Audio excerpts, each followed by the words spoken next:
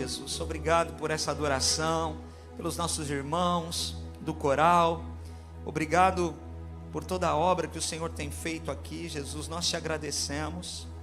Obrigado, Jesus, pela tua bondade, pela tua presença, pela mesa posta nesse lugar.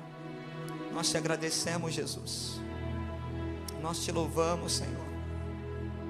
Graças te damos por todas as coisas. Graças te damos. Graças te damos, Senhor. Aleluias. Louvado seja o nome do Senhor. 2 Reis, capítulo 4. Quem achou, diga: eu sou de Jesus. Nós vamos ler uma parte de duas histórias do capítulo 4 de 2 Reis. Duas mulheres, o mesmo profeta. Diz assim no versículo 1: certa mulher, viúva de um dos discípulos dos profetas, clamou a Eliseu dizendo: o meu marido, seu servo, está morto, e o Senhor sabe que esse seu servo temia ao Senhor Deus. Mas veio o credor para levar os meus 2 filhos como escravos. Eliseu perguntou à mulher: o que eu posso fazer por você? Diga-me, o que é que você tem em casa? Ela respondeu: esta sua serva não tem nada em casa, a não ser um jarro de azeite. Então Eliseu disse: vá, peça emprestadas vasilhas a todos os seus vizinhos, vasilhas vazias, muitas vasilhas. Depois entre em sua casa, feche a porta atrás de você e dos seus filhos, e derrame o azeite em todas aquelas vasilhas. Ponha à parte as que forem ficando cheias. A mulher foi embora dali, fechou a sua porta atrás de si e dos teus filhos. Estes lhe passavam as vasilhas e ela as enchia. Quando todas estavam cheias, ela disse a um dos filhos: traga-me mais uma vasilha. Mas ele respondeu: não há mais vasilha nenhuma. E o azeite parou. Então ela foi e contou ao homem de Deus e ele disse: vá, venda o azeite, pague a sua dívida, e você e seus filhos vivam do que sobrar. Segunda história, segunda mulher, versículo 8. Certo dia, Eliseu passou por Sunem, aonde morava uma mulher rica, que insistiu para que ele ficasse para a refeição. Assim, todas as vezes que passava por lá, entrava para fazer uma refeição. Ela disse ao seu marido: eu vejo que este que passa sempre por aqui é um santo homem de Deus. Vamos fazer um quarto pequeno no terraço da casa e colocar nele uma cama, uma mesa, uma cadeira e uma lamparina. Assim, quando ele vier à nossa casa, poderá ficar ali. Um dia, vindo o profeta para ali, retirou-se para o quarto e se deitou.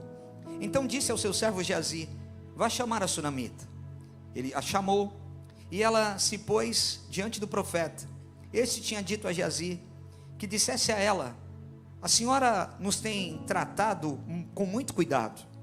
O que podemos fazer pela senhora? Podemos falar em seu favor junto ao rei, junto ao comandante do exército? Ela havia respondido: eu estou bem, eu estou vivendo no meio do meu povo. Então o profeta perguntou a Geazi: o que se passa, o que se pode fazer por ela? E Geazi respondeu: ora, ela não tem filhos e o marido dela é velho. Então Eliseu respondeu: vá chamá-la. Ele a chamou e ela se pôs à porta. Então o profeta disse à mulher: por este tempo, daqui a 1 ano, você terá um filho nos braços.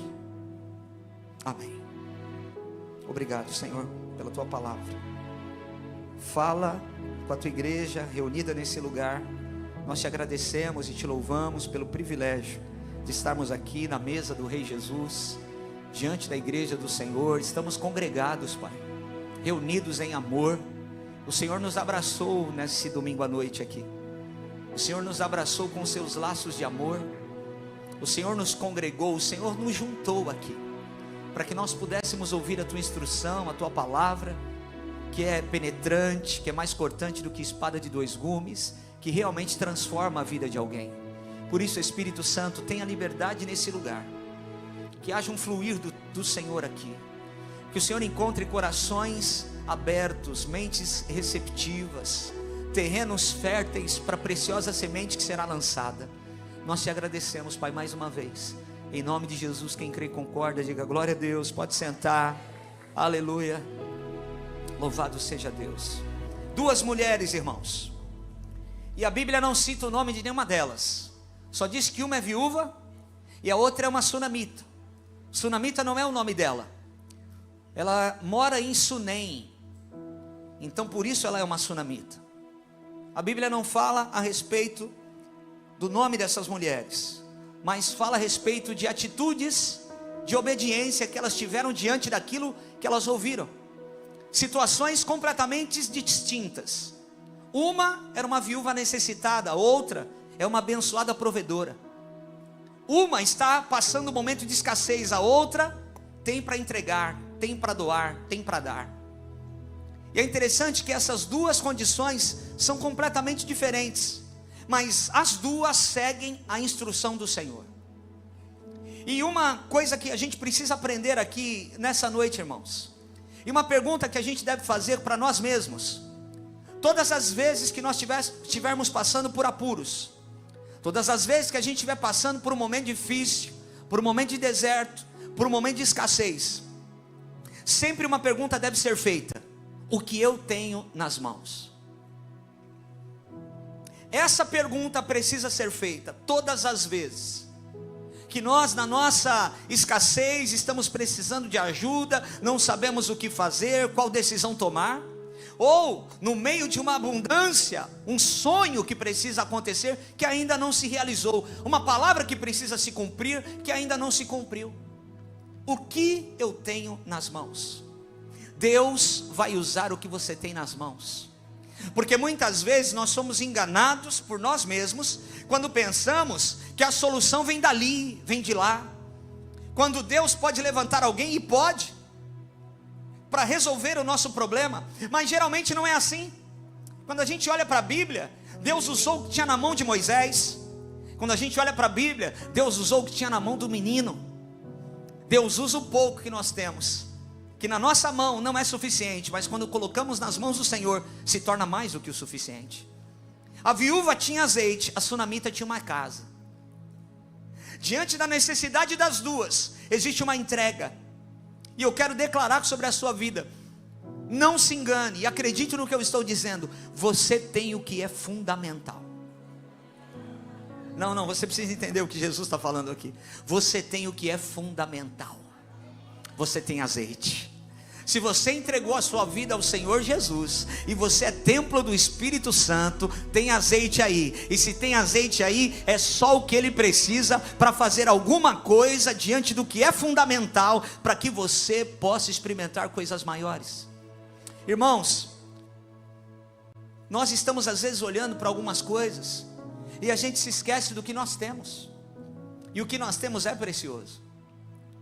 O que você já tem é muito precioso. E nós não podemos colocar o que nós já temos à frente de coisas que nos faltam. Porque talvez o que te falta é supérfluo. São vasilhas. E você já tem o azeite. E é através do azeite que Deus vai fazer alguma coisa. Então, primeiro, falando dessa viúva, existem experiências que Deus quer nos dar, que é para que nós possamos viver. Você não pode chamar ninguém para participar desse milagre. É você e sua casa, é você e sua família. É aquele milagre que a gente tem que fechar a porta para vivê-lo. Mulher, você vai voltar para sua casa, junto com os teus filhos. Você pega o que você tem. É azeite que você tem, então pega o que você tem. Você vai pedir vasilhas emprestadas, não poucas. Sai na vizinhança, vai pedindo.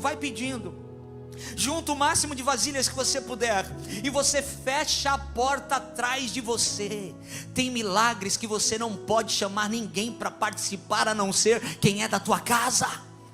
Tem pessoas que vão participar do seu milagre, mas depois que ele acontecer, você vai poder abrir a porta da tua casa e dizer: vem ver o que Deus fez, vem ver o que Deus falou, vem ver a promessa que se cumpriu, vem ver como Deus é fiel. Aí você vai poder chamar algumas pessoas. Mas tem coisas, irmãos, que estão no processo, e se você atrair algumas pessoas para dentro do quarto, podem atrapalhar o processo de Deus, podem atrapalhar o que Deus está fazendo e quer realizar. A coisa era tão clara: fecha a porta atrás de você, para que ninguém entre atrás de vocês. Isso é para vocês viverem. Não chame ninguém para participar do momento do milagre. Muita gente vai desfrutar do que Deus pode fazer e vai fazer, mas vai chegar o momento que você vai poder abrir a porta para mostrar como Deus é fiel na sua vida. Irmãos, ela foi para o secreto com os seus filhos, ela foi para o quarto fechado com os seus filhos. Então, uma lição que nós temos aqui: não saia falando por aí aquilo que Deus soprou nos seus ouvidos, porque se Deus soprou, é para você, não é para mais ninguém. Se Deus soprou, é para você, não é para mais ninguém. A viúva tranca o quarto, a sunamita não fala para ninguém o que aconteceu. É um segredo. É no secreto que muitas coisas são geradas. E por que você não pode chamar todo mundo para participar de algumas coisas?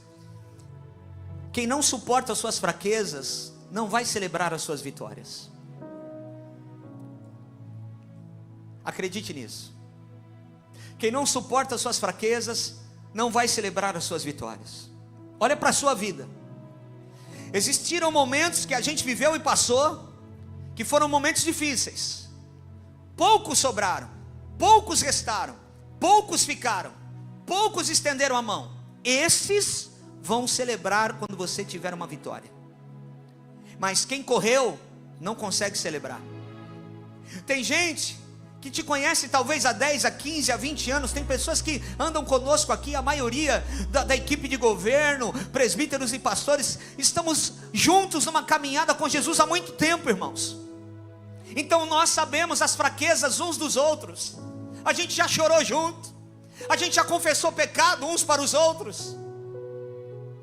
Então essas pessoas certamente vão celebrar quando a vitória chegar. Agora tem gente que quando você mostrou uma fraqueza, a pessoa já se distanciou de você. Quando você falhou, quando você tropeçou, essa pessoa já não quis mais andar perto de você. Certamente essas pessoas não vão celebrar as suas vitórias. Pessoas que levantam as cargas uns dos outros. Sabe, tem gente, irmãos, são poucos, mas tem. São pouquíssimos, mas eles existem. Tem poucas pessoas que serão instrumentos de Deus para nos ajudar a levar as nossas cargas. Não é a maioria. Às vezes não é nem que você está pensando. Às vezes não é nem quem você disse: não, esse aqui vai me ajudar quando eu precisar. Foi outro. Foi alguém que Deus levantou na hora certa. Então é por isso, irmãos, que a gente precisa pedir sabedoria para Deus. Porque tanto a viúva necessitada, quanto a sunamita próspera, elas foram sábias.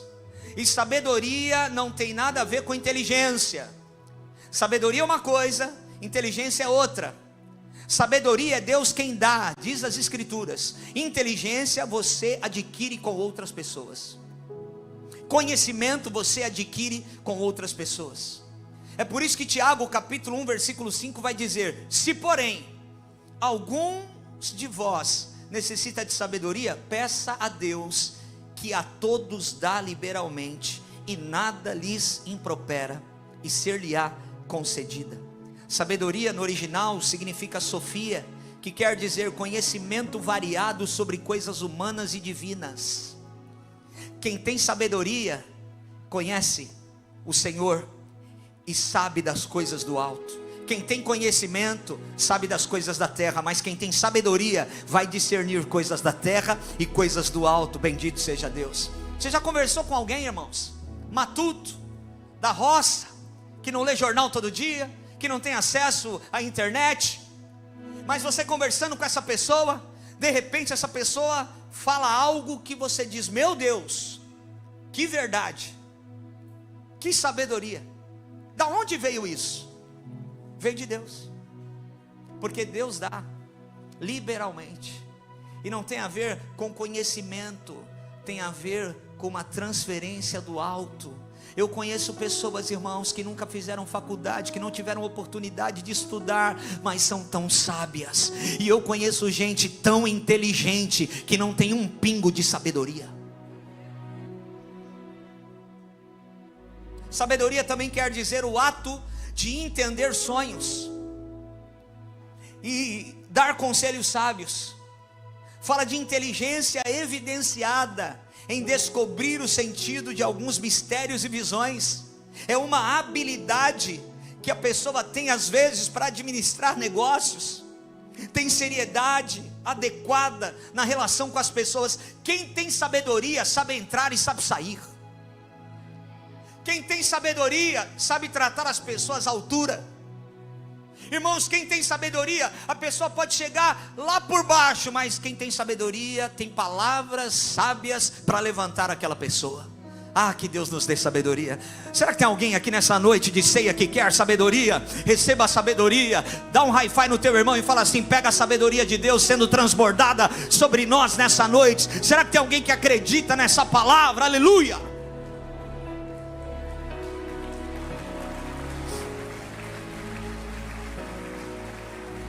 E olha só que coisa interessante. Parte dessa sabedoria que Deus nos dá serve para uma coisa.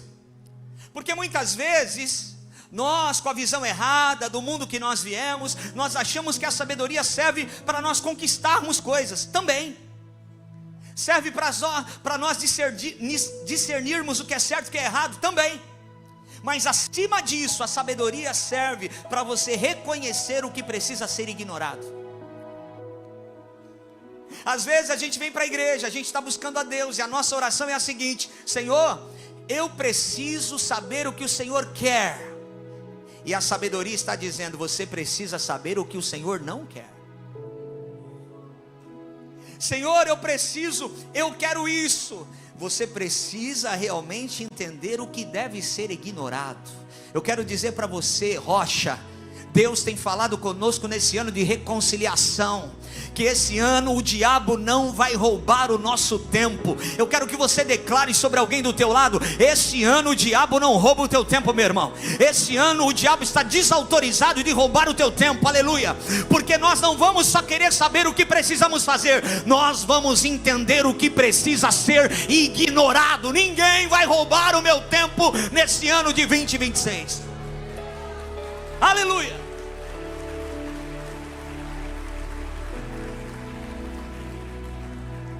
Então a gente precisa saber, porque, irmãos, a sabedoria traz isso, evidencia: opa, eu estou perdendo tempo aqui, isso deve ser ignorado. Então o que é que você está tão envolvido e na verdade precisa ser ignorado? Quais são as mesas que você tem sentado e Deus está falando: ei, ignora essa mesa, senta naquela ali? Quais são os relacionamentos? Qual é o network? O que é que você precisa ignorar para realmente ficar na sua frente só aquilo que Deus tem?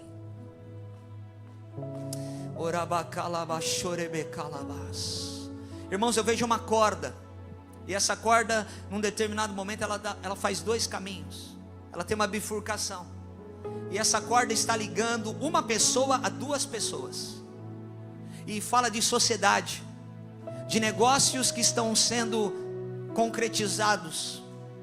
E Deus está dizendo para algumas pessoas aqui: ei, toma cuidado com o seu envolvimento, fechando negócio com algumas pessoas. Tome cuidado para que você não fique preso. Que o Espírito Santo de Deus te traga discernimento nas negociações. Que o Espírito Santo de Deus traga discernimento nas mesas que você precisa sentar. Os contratos que você precisa assinar não são todos. Que o Senhor te dê sabedoria, meu irmão. Que o Senhor te dê sabedoria, minha irmã. Eu já vi pessoas que têm um dom e um talento naquilo que fazem, e se abrissem o seu negócio ia prosperar de tal maneira, mas no meio do caminho o diabo coloca alguém, às vezes para entrar numa sociedade, às vezes para comprar as coisas juntos, às vezes, olha, eu tenho um caminho. Toma cuidado com isso. Deus mudou a palavra por causa de alguém aqui. Pega isso, é do Espírito Santo para nós, é uma palavra profética.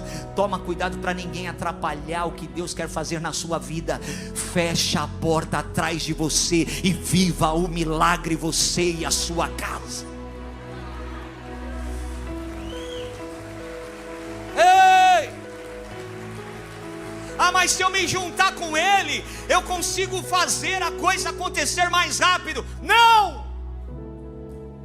Se Ele estiver comigo, nós teremos mais recurso para concretizar essa situação. Não! Meu Deus do céu. Uau. Tem algo que Deus quer fazer, viúva do azeite, na sua casa. Tem coisas que Deus quer fazer, é com você, meu irmão. É com um pouco de azeite que você tem. Você não precisa de um sócio abastado. Você precisa da mão de Deus estendida sobre o teu negócio. Oh glória! Meu Deus, meu Deus. Sabedoria é eu mesmo sendo abençoado. Eu paro sempre para saber o que de Deus o que eu devo fazer, mesmo depois do que aconteceu, porque tem um detalhe importante, irmãos: o pós-bênção, o pós-milagre é um perigo. Porque enquanto a coisa não acontece, enquanto a bênção não chega, enquanto o azeite não é multiplicado, a gente está lá firme, focado, acreditando. Mas quando o milagre acontece, a gente fica emocionado. E a gente sai fazendo coisas pelo nosso próprio prazer. E a gente se esquece de votos e palavras que a gente falou para Deus que ia fazer antes da bênção chegar. O segredo dessa mulher viúva é que quando, irmãos, você imagina o seguinte: alguém pega essa garrafinha de água aí para mim, Canela. Eu não vou derramar no púlpito, não, fica tranquilo. A viúva só tinha azeite. E a Bíblia vai dizer que o profeta falou para ela: busca vasilhas, o máximo que você puder, vai juntando. E ela tinha um pouco de azeite, irmão. E ela vai: filho, traz a vasilha. Fechou a porta, filho? Fechou aí, mãe. Só está nós aqui. Traz a vasilha. Nossa, encheu, filho. Tem mais uma aí? Tem, mãe, tem um monte aqui. Traz mais uma. Nossa, filho, encheu mais uma. Traz mais uma aqui. Filho, encheu mais uma. Meu Deus do céu, Deus é lindo. Traz outra. Traz outra. Todas as vasilhas que estavam naquele quarto foram cheias. Porque você tem o que é fundamental. Vasilha é supérfluo. O azeite é o que nós precisamos ter, porque o que ele vai multiplicar não é vasilha.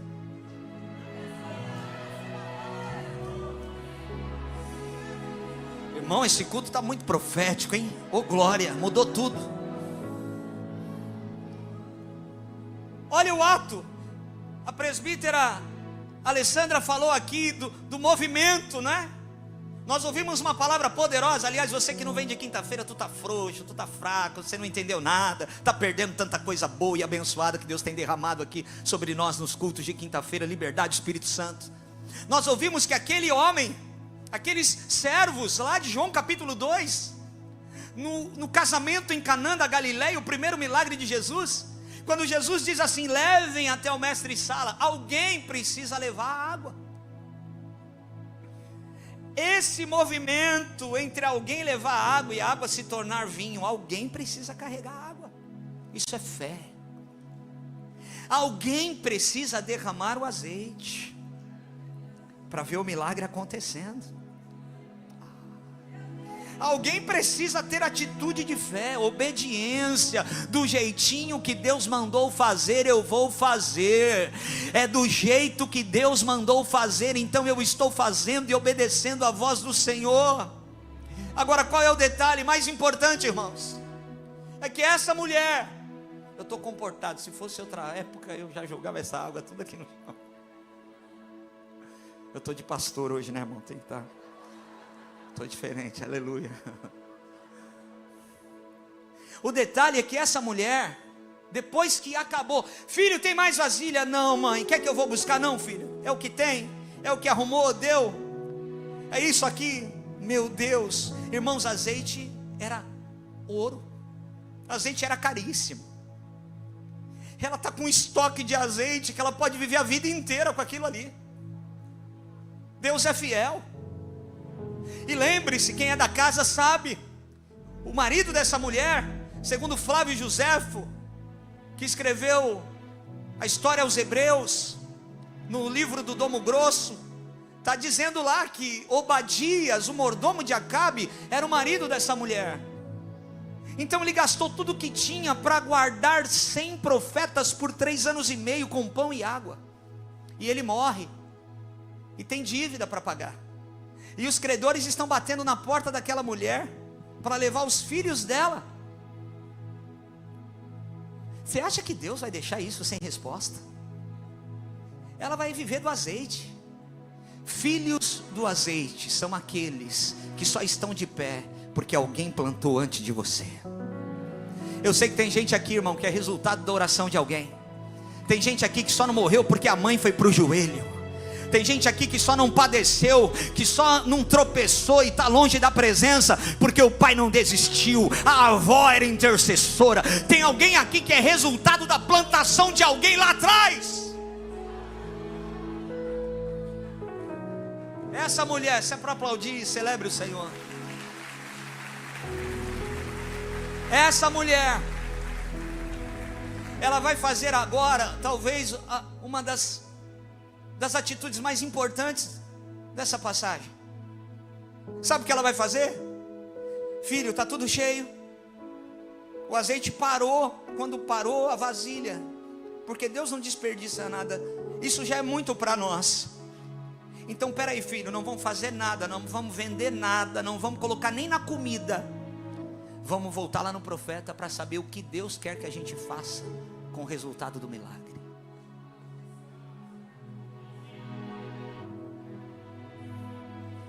Antes do milagre acontecer, você falou um monte de coisa. Eu vou fazer isso, eu vou fazer aquilo, vou cumprir aquele propósito, vou ajudar a igreja, vou fazer não sei o quê.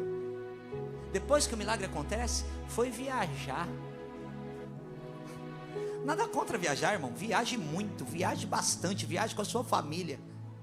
Mas não se esqueça do que fazer com o que Deus fez. O que fazer com o milagre que Deus acabou de realizar? Ela volta lá, e o profeta vai dar uma instrução clara. O profeta vai dizer o seguinte: você vai vender, você vai pagar a sua dívida, e você vai viver do resto. Irmão, os meninos eram pequenos, estão trazendo para os dias de hoje. O azeite vai pagar a faculdade dos meninos, o azeite vai pagar a escola particular, Colégio Rocha. O azeite vai sustentar aquela casa. Do que você vive, mulher? Eu sou a viúva do azeite. Eu vivo do azeite.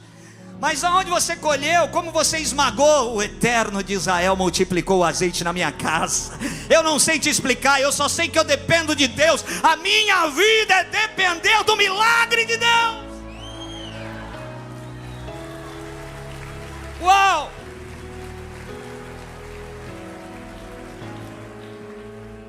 Sempre que Deus estiver para realizar algo, guarda isso. Se você pegar isso, você pegou tudo.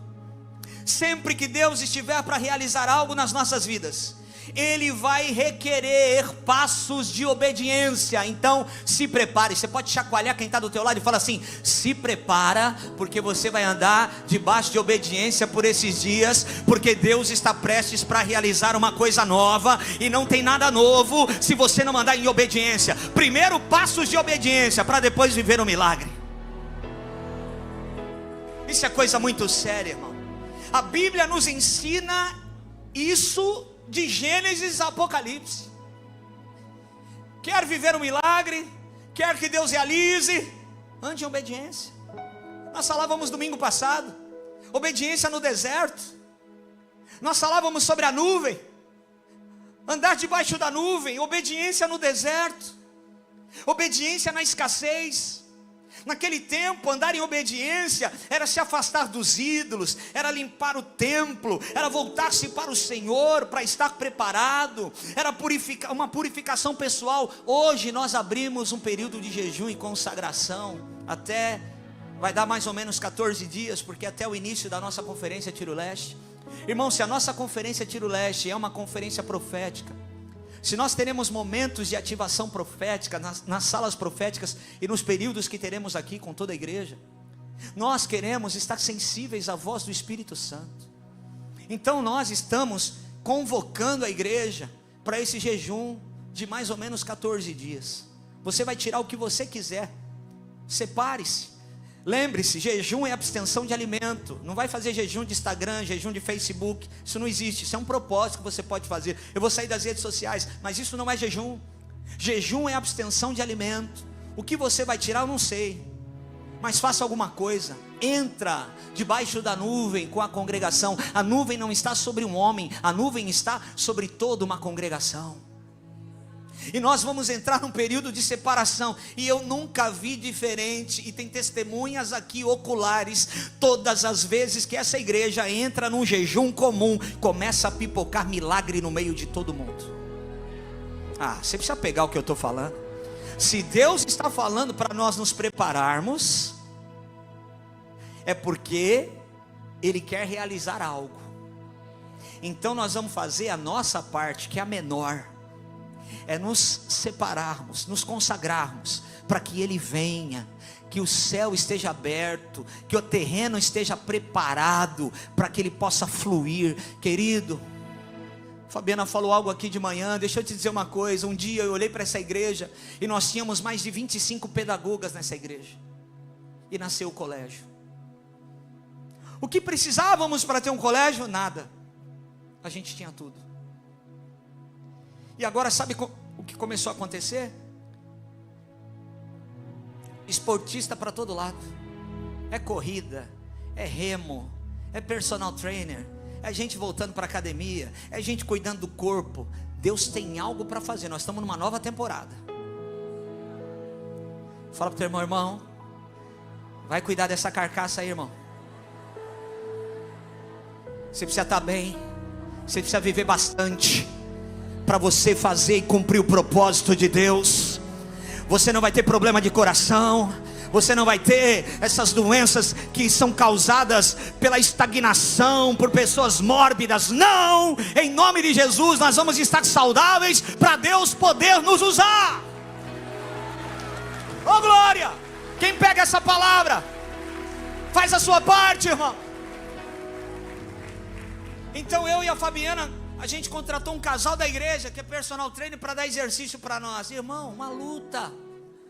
O diabo se levantou na fúria. 15 dias, hoje é o meu melhor dia da minha coluna. 15 dias a minha coluna travada. Eu andando assim, ó. Eu esqueço que eu não tenho mais 15 anos. Uma luta, é luta espiritual, é luta de todo jeito, mas nós não vamos parar. E se o óleo só desce, você vai começar a fazer exercício, vai começar a se envolver lá no Rocha Running, lá no Ruperetas, lá no Jiu-Jitsu, lá no Judô. Você vai se envolver nas coisas do Senhor. Deus tem algo para fazer através dessa movimentação. Purificação pessoal. A obediência, eu quero que você repita comigo: a obediência prospera o meu caminho.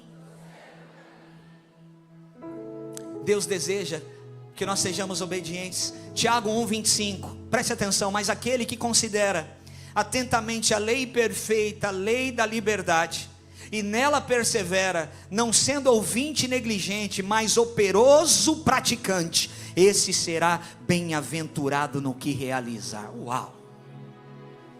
Não é aquele ouvinte que ouve na primeira esquina, depois que o culto acaba, já esqueceu do que Deus falou. É aquele que ouve, guarda e opera, pratica o que ouviu. Essa é a diferença dos que recebem e dos que não recebem. bem-aventurados serão no que realizar. Quando alguém, irmão, se você pegar, olha, eu vou te falar um segredo espiritual.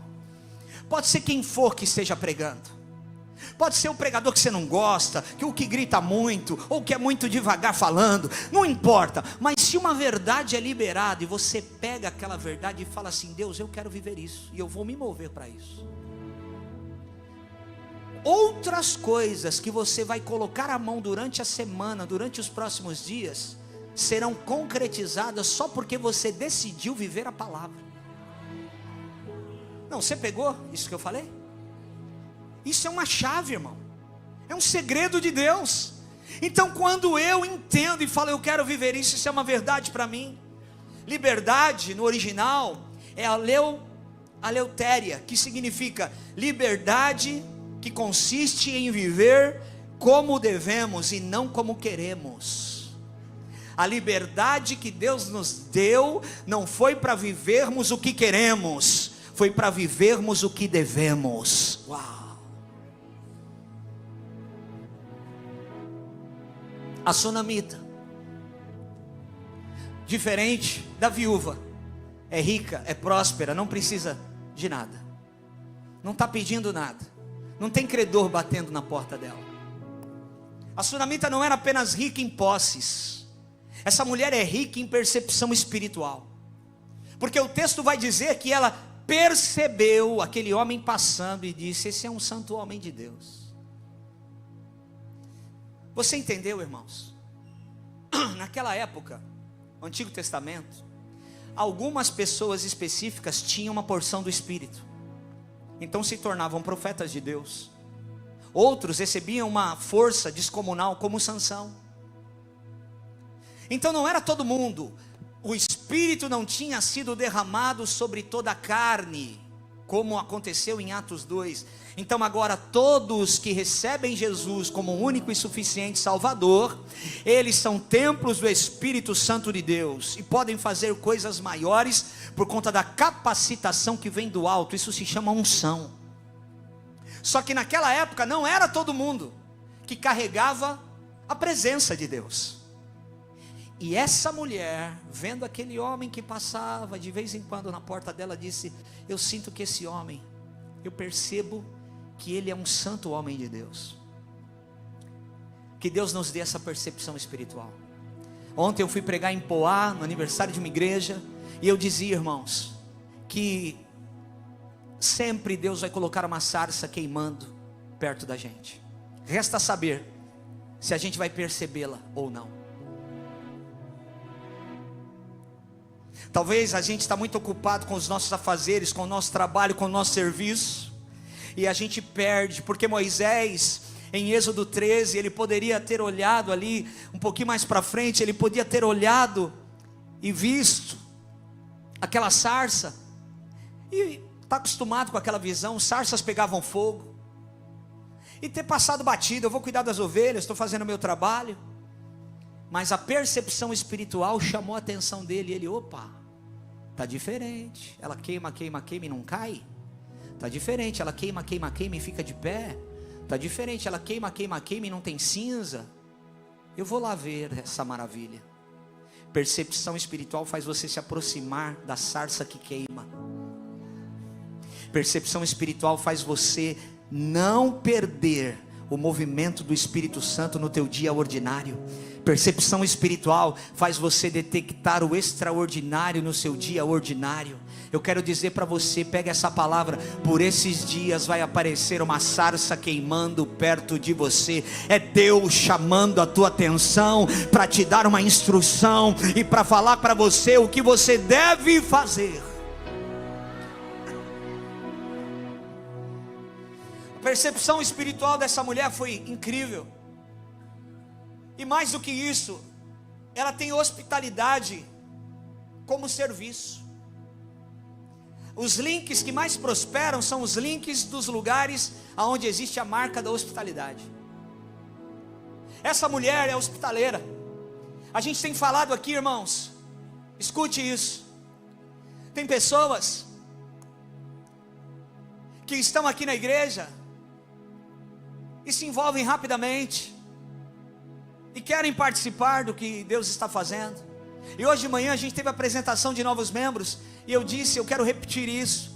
Você que é membro dessa casa, você que faz parte do corpo de Cristo estabelecido nessa igreja local, olha para essa igreja e veja de que maneira você pode servir o corpo de Cristo. Olhe para essa igreja, porque Deus te deu algo. Deus te deu um dom, te deu um talento. As Dorcas foram ativadas. As mulheres estão fazendo todo tipo de artesanato. Você que faz, que tem manejo, habilidade em alguma coisa, procure a secretaria, se envolva, porque o ministério das Dorcas foi reativado. Irmãos, essa semana eu fui fazer um aconselhamento, escuta isso, com um casal de senhores que são fundadores de uma das igrejas mais relevantes do Brasil. São cofundadores, junto com os fundadores, eles estavam no início, na primeira reunião. Eles sempre fizeram artesanatos, paninhos de prato, o que mais que tem lá? Toalha de mesa, tudo que é bordado, sabe essas coisas que é bonito de ver? Eles compraram terreno com o Ministério Dorcas. Eles construíram a igreja com o Ministério Dorcas. Cada um fazendo a sua parte, cada um comprando os seus panos, os seus bordados, as suas linhas, as suas agulhas, e fazendo, colocando o serviço em prática, servindo a igreja de Cristo. Eles vendiam, faziam feiras, e essas feiras acontecem até hoje, depois de 40 anos. Isso só foi crescendo. Hoje é um grande evento, para tudo. Fecham as ruas, as barracas, as tendas. Pessoas que colocam o seu dom a serviço da igreja do Senhor, do reino de Deus. Então olhe para essa igreja e fala, em que eu posso me envolver? Eu preciso participar. Irmão, até quando a gente era do mundão, quando a gente estava indo muito num lugar, a gente fala, cara, eu preciso ajudar esse negócio aqui, eu preciso fazer alguma coisa, eu vou pintar essa parede aqui.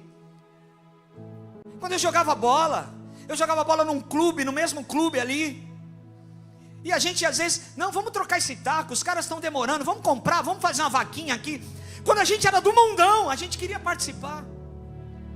Você é de Cristo, cara, Jesus te salvou. Olhe para o corpo de Cristo que você faz parte, e diga para você mesmo, faça essa pergunta: em que eu posso servir o corpo de Cristo? De que maneira eu posso ajudar com que essa igreja avance, com que essa igreja ganhe mais almas, prospere os seus caminhos, que as promessas se cumpram? Eu fui, irmãos, pregar segunda-feira passada em Rio das Ostras, Rio de Janeiro. Não conhecia a igreja. Uma conferência chamada Legado.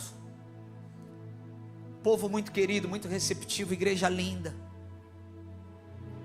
A gente foi, eles me pegaram no aeroporto, 2h30 de viagem. Eu fui conversando com o pastor que assumiu a igreja, porque o pastor sênior transicionou. E o pai desse pastor que assumiu a igreja, tudo muito leve, tudo muito saudável. Ele contou a história do pai dele. O pai dele, crente, raiz, desde muitos e muitos anos atrás. Trabalhava em Macaé, nas empresas de petróleo. E a cidade de Rio das Ostras é uma cidade dormitório. Então, ele tinha a sua casa em Rio das Ostras, e ele fica desempregado, e ele abre um hortifruti. O senhor hoje tem 80 e poucos anos, toca sanfona até hoje na igreja. O pai do pastor. E ele disse que o pai dele, e ele começou a, com lágrimas nos olhos, me contar que o pai dele fez um propósito com Deus há mais de 40 anos atrás, e disse: Senhor, me prospera, vendendo as minhas frutas, as minhas coisas, porque o meu sonho é construir uma casa por ano. Me dá essa graça, Senhor. E ele fez um voto com Deus: o que ele gastasse na casa que ele ia construir, para colocar para alugar, 30% do que ele gastava, ele servia, ele dava para a igreja. Ele fez esse voto com Deus. Ano após ano, esse homem construía casa. E teve anos que ele começou a construir 4 casas, 5 casas. Está lá até hoje na igreja, com a sua sanfona, adorando ao Senhor. O filho, legado, ajuda a administrar os negócios do pai. O que é isso, irmão? É o coração sincero diante de Deus. Essa sunamita não preparou o que você vai ouvir agora a seguir, porque ela queria alguma coisa.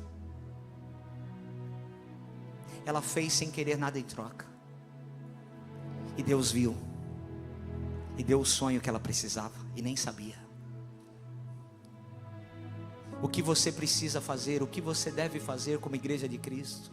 Essa igreja é uma igreja viva, uma igreja em movimento. Se você ficar um mês sem vir aqui, quando você chegar vai estar, alguma coisa mudou. Ou o LED mudou, ou a cadeira mudou de cor, ou a parede, alguma coisa vai mudar, irmão. Que a gente fica 15 dias, a gente começa a se coçar. Tem alguma coisa que precisa fazer. Não, agora acabou, pastor, o espaço da igreja não tem mais quando construir. Já já a gente arruma alguma coisa. Então fala para quem está do seu lado assim: entrega, serve a igreja que você congrega, com o dom que Deus te deu. Amém? Ela percebe que aquele homem carrega a presença. Então ela tem a percepção espiritual. Não era todo mundo que carregava a presença. Então se tem alguém que carrega a presença, eu quero essa presença na minha casa. E a Bíblia vai dizer, irmãos, que essa mulher, ela vai preparar um quarto para o profeta. Ela não quer só que ele almoce, ela quer que ele tenha um lugar na casa dela. Guarda o que eu vou te falar. Na sua vida, a presença não pode ser uma visita. Na sua vida, a presença precisa ser prioridade. Na sua casa, Deus não pode ser uma visita. Na sua casa, Deus precisa ser prioridade. Na sua casa, Deus não pode vir e encher com um perfume suave só quando tem alguma reunião, alguma comunhão, alguma coisa, ou quando você acorda crente, abre a tua Bíblia para fazer o seu devocional. Na sua casa, Deus não pode ser uma visita. Na sua casa, Deus tem que ser prioridade. É Deus no café da manhã, é Deus na hora do almoço, é o agradecimento pela vida, é buscando o filho na escola, é trazendo de volta, é voltando para o trabalho glorificando a Deus mesmo depois de um dia difícil, é jantando na mesa, adorando ao Senhor, pelo ovo, pelo arroz e feijão. É Deus sendo prioridade. Ela não quer que ele visite, ela quer que ele more, porque lembre-se, aquele homem representa Deus. Eu não quero Deus passando, eu quero Deus em casa. Eu não quero Deus me visitando na hora do almoço. Eu quero Deus continuamente. Então escute, irmãos, está na hora de construirmos algo para Deus. Fazer com excelência. Se é para Deus, faz com excelência. Não pode ser sobra. O quarto que essa mulher constrói não é a edícula do fundo. O quarto que essa mulher constrói não é num canto qualquer na sobra do terreno. É no terraço. É o melhor. Se é para Deus, tem que ser o melhor. Deus não precisa, irmão. Então se Ele não precisa, eu preciso fazer o melhor. Tem que ser o melhor. Ela não faz no fundo. É esse lugar que ela quer colocar Deus. E ela faz o quarto em cima.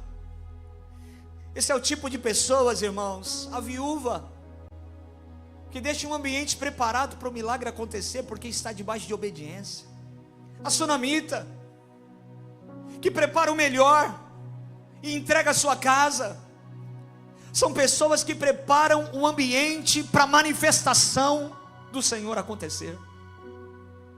São pessoas que deixam o terreno pronto para Deus fazer o que é impossível. É gente que está preparada para viver o sobrenatural. Você não conhece gente assim? Você fala, meu Deus, você olha, é o olho do leão, é o rosto do leão. Pessoas que estão preparadas. Homens e mulheres que vivem milagres, irmãos, têm algo em comum. Eles prepararam um ambiente para manifestação. E uma das frases que norteiam a história da nossa igreja é: Deus não nos deu um lugar, Deus nos deu um ambiente. Mais do que um prédio, mais do que 5 prédios, Deus nos deu um ambiente, e que eu e você possamos desfrutar do ambiente que Deus nos deu.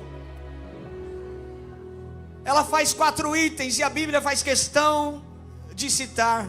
Ela prepara uma cama, ela prepara uma mesa, ela prepara uma cadeira, ela prepara um candeeiro. A mesa, a cama, desculpe, fala de intimidade, de relacionamento, de tempos a sós. A cama fala de descanso. O profeta precisa descansar na presença de Deus. O homem de Deus precisa repousar. Para o profeta ouvir o Senhor, ele precisa estar descansado nos seus caminhos. Aquela mulher está sendo um instrumento para aquele homem de Deus ter aonde dormir. E eu estou para te dizer que talvez ele nunca dormiu numa cama como aquela. Ela prepara uma mesa. Mesa fala de estabelecer entendimento. O púlpito manifesta, a mesa estabelece. A mesa estabelece entendimento, fala de discipulado, de comunhão, de revelação. A mesa é esse lugar onde o alimento e o relacionamento acontecem. É onde a palavra é compartilhada. Ela prepara uma cadeira. Então, cadeira fala de discernir o tempo de agir. Cadeira fala de avançar ou esperar. Então, para isso, eu preciso ouvir a voz de Deus. Cadeira fala de instrução, de autoridade, de um lugar para sentar, tanto para ensinar quanto para aprender. Representa a disposição de alguém que quer ouvir a voz do Senhor. E tem um candeeiro nesse quarto. No original, menorá. Candeeiro fala de constância, de permanência, da necessidade de ficar aceso. Fala de paixão por Cristo, de estarmos atentos à chama. Então olha para mim, toma cuidado, porque um candeeiro pode estar cheio de azeite, mas se receber um sopro ele apaga, mesmo tendo azeite. Então, se você pegar isso, você pegou tudo. Existem locais e pessoas que sopram o teu candeeiro, e mesmo você cheio de azeite, anda apagado. Então tome cuidado com lugares que tem vento. Tome lugares com pessoas que você tem andado, que não é relacionamento para você, e elas podem soprar o candeeiro e apagar o candeeiro, mesmo o candeeiro tendo azeite. Tem lugares, irmãos, como essa igreja, graças a Deus por isso, e é por isso que eu estou aqui, e eu faço parte junto com você disso, que acendem a nossa vida, mas tem lugares que apagam a nossa vida. Então olha para os lugares que você tem frequentado, os lugares que você tem andado. Olha para as pessoas, para as mesas que você tem andado, tem frequentado. Toma cuidado, porque às vezes cheio de azeite, você não consegue colocar o seu potencial para fora, porque recebeu um sopro. Tem azeite, mas não flui, não funciona. Quantas pessoas, irmãos, cheias de potencial e estão paralisadas. Cheias a quantas pessoas, cheias de potencial, cheias de azeite, estão estagnadas, não conseguem fluir, porque estavam em relacionamentos, estavam em situações que o sopro vinha. Tem azeite.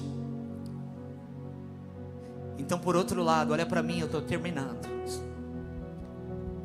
Se te apagaram, se você passou por tempestades que apagaram o teu pavio, Se você teve situações com pessoas que apagaram o seu pavio, eu quero te dizer que tem azeite. E se tem azeite, tudo pode ser aceso novamente. Se tem azeite, tem chance de uma nova oportunidade, de um novo recomeço. Se tem azeite, dá para recomeçar. Quantas pessoas, parece que é o fim, parece que está tudo acabado, parece que eu não vou viver mais o chamado, o ministério. Depois do que eu passei, depois do que eu vivi, depois das decepções, depois de tanto envolvimento, puxaram minha perna, me desagradaram. Eu quero te dizer, o azeite está aí, Deus vai acender novamente. Oh glória! Fica de pé comigo, celebrando o Senhor aí no seu lugar. Às vezes, o vento que apaga a chama vem da nossa própria boca. Quando liberamos palavras nocivas, quando murmuramos, o vento que apaga a chama vem da nossa própria boca. Quando damos lugar para conversas imundas, quando não temos cuidado de preservar a chama dia após dia, cuidado, Deus te acendeu, meu irmão. Eu quero que você ponha a mão no teu coração. Eliseu vai dizer para aquela mulher: eu posso falar bem de você para o rei, eu posso falar bem de você para o comandante do exército. Ela diz: não, eu estou bem no meio do meu povo. O que ela diz com isso? Eu sei o meu lugar, eu não preciso de nada. Eu não fiz o que fiz, Eliseu, para você, porque eu preciso de alguma coisa. Eu estou bem. O meu marido é o meu contentamento. Eu e ele vivemos bem. Não temos filho, mas vivemos bem. Está tudo bem. Eu não entro em crise porque não fiquei grávida. Eu não entro em crise porque não aconteceu ainda o que eu quero. Não, eu não fiz o que eu fiz porque eu desejo um filho. Está tudo bem, eu não dependo, eu não preciso de nada. Eu estou bem no meio do meu povo. Uau! É esse coração que Deus vê. O profeta vai para o quarto e fica coçando a cabeça, e fica dizendo: meu Deus do céu, eu estou constrangido, eu preciso fazer alguma coisa por essa mulher. Geazi vai lá, pergunta para ela se ela precisa de alguma coisa. Chefe, ela falou que não precisa de nada, mas deixa eu falar uma coisa. Eu descobri, ela não pediu, ela não reclamou, ela não disse que era um sonho. Parece que ela não tem filho. Ela vive bem, ela está resolvida, ela é madura.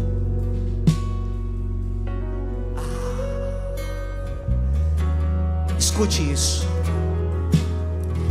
Quando você reconhece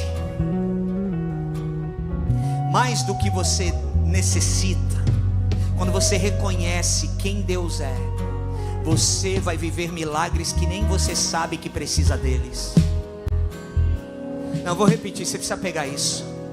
Quando você reconhece o Senhor acima daquilo que você vive, você vai viver milagres que você nem mesmo sabe que precisava deles. Manda chamá-la. Ele chama. A mulher respeitosa que sabe o seu lugar para na porta, não entra no quarto do profeta, que ela fez. E ele lá de dentro do quarto libera a palavra profética: daqui a 1 ano você vai ficar grávida. Profeta, eu não fiz o que eu fiz por causa disso. Para mim está tudo bem. Não minta para mim. Eu estou tranquila. Vivo bem com meu marido. Daqui a 1 ano você fica grávida.